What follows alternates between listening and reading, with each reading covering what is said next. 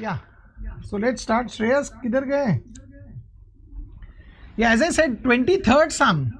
Now that's a very, very important one, right? But a very simple one, because understand, one thing is very important. Whenever you have a statement given, statement से हमें कैसे draw करना है वो समझना बहुत जरूरी है, याद रखना.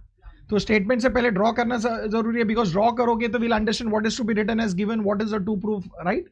Now let's understand this. Now when you look at this particular sum, what does it say? It says that show that the line segments joining the midpoints of opposite sides of a quadrilateral bisect each other. Now let me tell you, this is the easiest sum which we could get. Easiest sum. Now ये sum, in fact, this sum, entire proof you will do on your own. Not now. On your own. I just discuss पूरा proof खुद से बाद में लिखना as a post work. Why? You will say, sir, first sum and you are giving me a post work. Why? Because this kind of sum we have already done. Okay, एक चीज कर सकते हो आप मेरे साथ इसमें. Draw the figure with me first. Tell me, सबसे पहले हमें क्या बनाना है?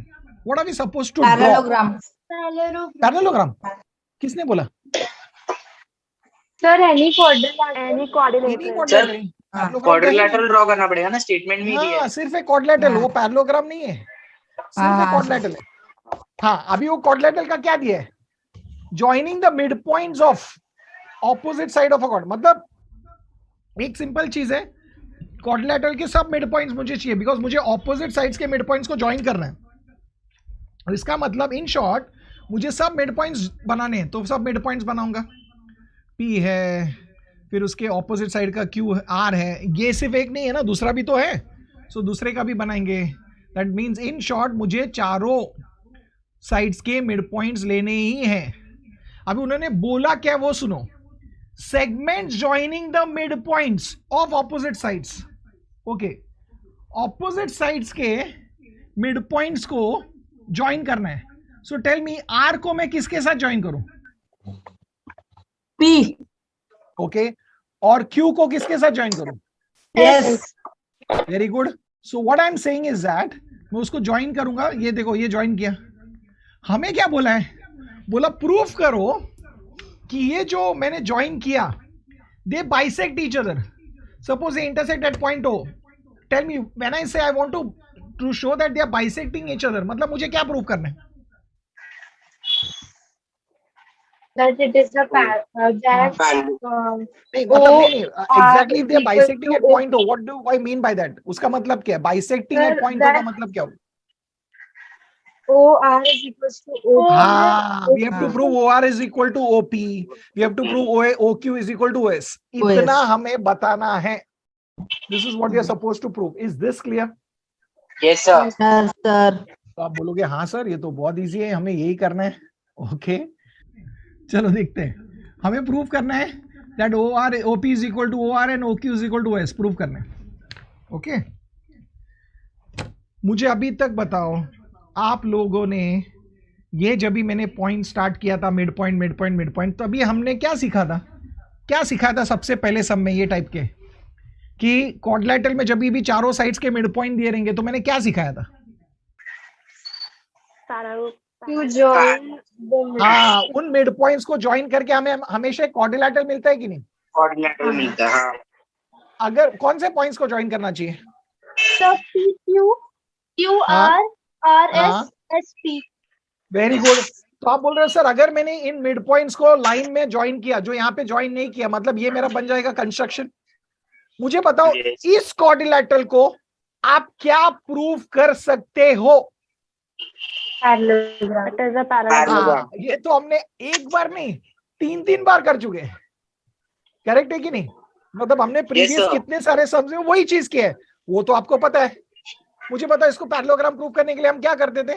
एक डायगोनल बनाते थे, कोई भी एक डायगोनल, राइट है? डायगोनल बन जाएगा सर. AC डायगोनल ले या तो BD ना, तो मतलब आपके कंस्ट्रक्शन में और एक आ जाएगा. ओके, एक और कंस्ट्रक्शन आएगा, आप एक डायगोनल बना लोगे. ओके, एक डायगोनल बना लोगे, ये बन जाएगा आपका. उसके बाद आप प्रूफ करोगे जैसे हमने पहले प्रूफ किया था. मतलब पूरा जो पैरेललोग्राम प्रूफ करना है ना, वही स्टोरी फिर से लिखना है. चलो ओरली बताओ, सबसे पहले लिखना मत. चलो ओरली बताओ, सबसे पहले कौन सा ट्राइंगल कंसीडर करोगे? Sir ABC ABC okay, triangle ADC में हमें क्या मिलेगा? चलो एबीसी ले लो, एबीसी में क्या मिलेगा? Sir, P and Q mid point है। PQ is a हाँ। midpoint of AB हाँ, and तो PQ is parallel to PQ is Parallel to AC and PQ is AC half of PQ is half of very AC. Good Aditi, perfect, सही है। ये आज की बात नहीं है, हमने कितनी बार कर लिया तो हमें पता है, और इसका रीजन होगा मिड पॉइंट थ्योरम। आप बोलोगे सर और एक ट्राइंगल लेंगे, कौन सा ट्राइंगल लेंगे? ADC. वेरी गुड, एडीसी में आप SR बोलोगे सर ऐसे ही, एस मिड पॉइंट है, आर मिड पॉइंट है, that R means you will midpoint है। Say sir we get SR is SR equal to- parallel to AC. Parallel to AC and In SR other is words, equal you to say half SR of is AC. equal to half of AC. equals to half And if AC. this becomes, then you will say sir by mid point theorem. Agreed? हाँ. इससे Yes. हम क्या prove करते हैं कि जो PQ है वो SR को पैरेलल है, PQ जो है वो SR को इक्वल है। ये हमने कितनी बार किया है? इससे हम ये बोलेंगे कि ये जो क्वाड्रिलैटरल है दैट इज क्वाड्रिलैटरल PQRS, ये क्या बन जाएगा? पैरेललोग्राम।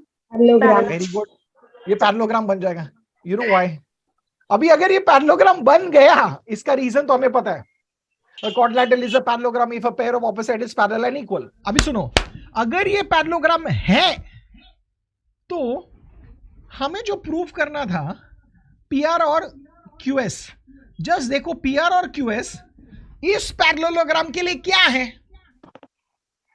PR और QS PR और QS ये पैरेललोग्राम के लिए डायगोनल्स है कि नहीं? diagonal है।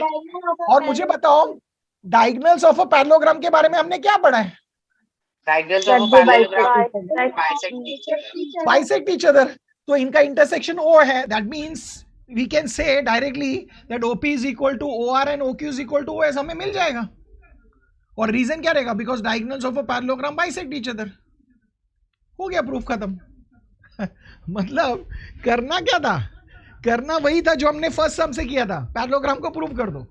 एक बार पैरेललोग्राम प्रूव किया, हमें जो प्रूफ करना था वो तो एक्चुअली डायगोनल्स है पैरेललोग्राम के लिए, तो सिर्फ एक ही एडिशनल स्टेटमेंट हमें लिखना है, OP is equal to OQ, OR OQ is equal to OS, खत्म हो गया। क्यों? बिकॉज ये डायगोनल्स है पैरेललोग्राम के, इसके लिए बाइसेक्ट करता है। हो गया proof. Tell me, was it easy? Yes, sir. Very easy.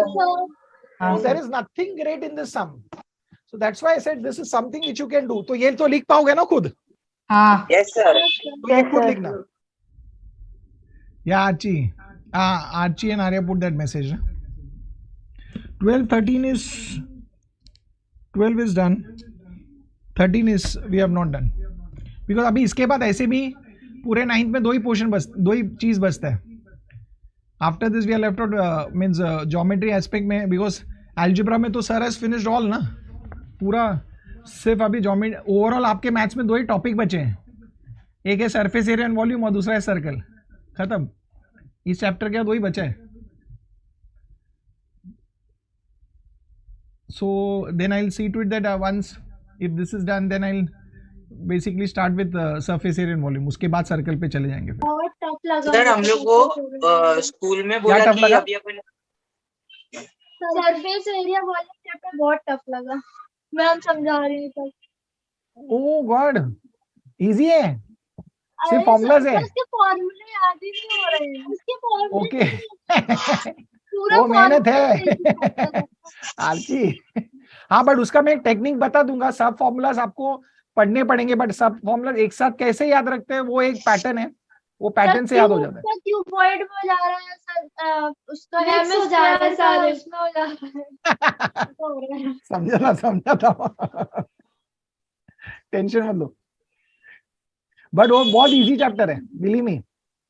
हाँ, वो फॉर्मूलाज की थोड़ा सा कंफ्यूजन हो रहा है बस उसमें। हाँ, ऑब्जेक्ट्स को समझना जरूरी है, सो दैट आप कंफ्यूज ना हो जो किसमें क्या यूज करो, वो जरूरी है। कभी एरिया यूज करना, कभी वॉल्यूम यूज करना, वो समझना जरूरी है। बेसिक अंडरस्टैंडिंग है, वो मैं समझा दूंगा, उसको है ही नहीं। उसके बाद आप बोलोगे सर इसमें तो कुछ है ही नहीं, है तो बहुत ईजी है।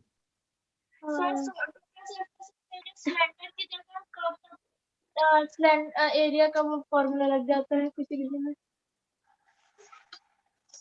याद नहीं आ रहा था। सर आज हम लोग को स्कूल में बोला कि अभी ये अपन मिड पॉइंट थ्योरम लिखते हैं ना रीजन में, वो लिखने का जरूरत नहीं है, डायरेक्ट MPT लिखेगा तो भी चलेगा बोला। क्या नहीं लिखते, क्या लिखने है? अभी अपन ये लिखते हैं ना रीजन में मिड पॉइंट थ्योरम, हाँ, तो वो नहीं लिखने का बोला, हम लोग को बोला एमपीटी लिखो सिर्फ। क्या लिखने है? एमपीटी? हाँ ये गंदा आदत मत लगाओ। नहीं मैंने तो नो पूरा ही लिखा, इस लेकिन वो लोग को दिस क्लास इज में सबको नो सर वही बोल नो, रहे हैं। आज तक जिंदगी में मैंने नहीं सुना है। This is too bad a habit. There is no shortcuts like this. You will get a wrong impression. For vertical opposite angles, we were supposed to write the full thing. वीओ In exam, I VOA। wrote VOA and then ma'am cut in my 1/4 mark for that. हाँ, because basically क्या होता है, ये mid point theorem के लिए empty mid point ऐसा करके पाइपर के मैंने जिंदगी आज पहली बार सुना है, किसी ने ये दिया रहेगा। दैट इज, चलो फिर भी वीओए कहीं कहीं रेफरेंस में कुछ कुछ बुक्स में लिखा जाता है, फिर भी, बट फिर भी we tell students don't go for that, it is better you useful. Mid point theorem तो in my life, in my 22 years of my teaching career, I have not heard anybody writing that as MPT. So और that sir is not allowed. Parallelogram का भी shortcut बोल रहे थे वो। नहीं, parallelogram सुनो, पैरेललोग्राम के लिए शॉर्टकट्स कैसा होता था, सिंबल हुआ था। पैरेललोग्राम के लिए ना, I'll tell you what होता, ऐसा लिखते हैं पैरेलल लिख के ना, उधर GM लिखते हैं कोई, या तो कोई पैरेलल लिख के M लिखते हैं। ये बहुत सारे लोग लिखते हैं, बट ये सब भी तभी अलाउड हो जाता है अगर कोई स्कूल अलाउ करता है, but we still tell kids try to avoid it, because what happens is if you get into this habit, you are going to follow the same habit in your grade 10, then it is not school. So remember that. So don't get into any bad habit which is going to take you in 10th standard to that. So we don't entertain and we don't encourage that. हाँ, we give you those kind of things which is also applicable in the board. तो हम आदत लगाते हैं, नहीं तो we never allow. So don't do it only for 9, because once you get into that habit ना, you will follow the same. Not allowed. Yes sir। ठीक है?